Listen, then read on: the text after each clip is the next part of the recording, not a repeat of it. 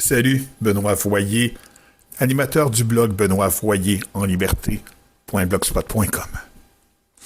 Mesdames, je vous interdis de lire ce livre.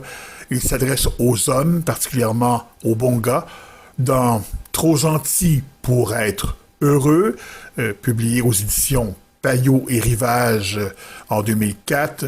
Robert Glover traite du syndrome du chic type.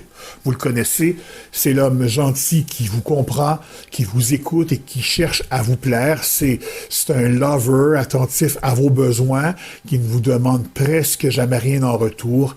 Il est tellement fin. Sexuellement, mesdames, il vous attend, vous fait plaisir et donne l'impression que son plaisir sexuel n'est pas important.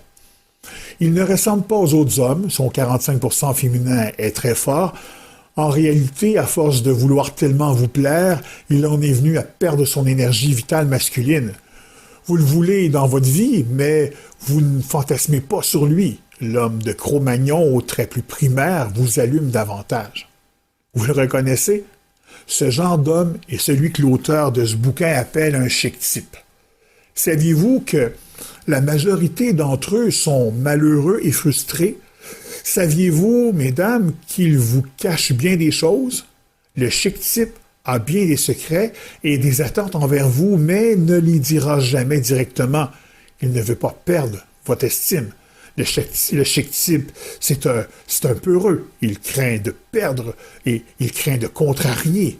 Comme l'écrit Groove, ils sont persuadés qu'en étant gentils et en faisant les choses comme il faut, ils seront aimés.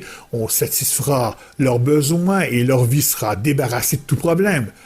Dans leurs efforts pour être gentils, ils cherchent presque à coup sûr à éliminer ou à cacher certains aspects de leur personnalité, leurs erreurs, leurs besoins, leurs émotions pour devenir ce qu'ils pensent que les autres ont envie qu'ils soient: généreux, aidants, apaisants.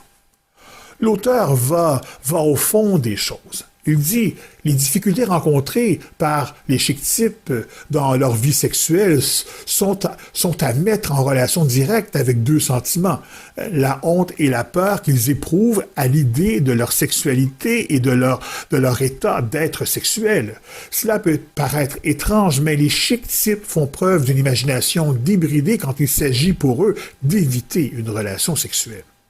C'est un livre qu'un très grand nombre d'hommes devraient lire afin de retrouver leur masculinité perdue et que toutes les femmes ne devraient pas lire.